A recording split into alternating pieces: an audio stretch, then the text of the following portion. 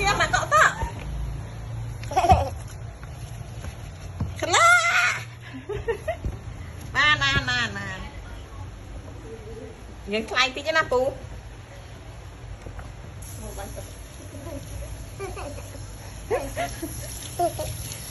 ê mới chắc bên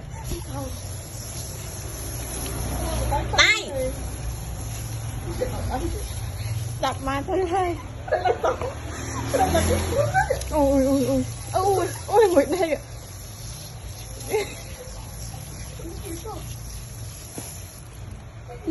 ra chốt khẩn lên lại đây bàn đây đây lại chú ơi đâu sân bố đi sân bố rồi chưa phải con hai rồi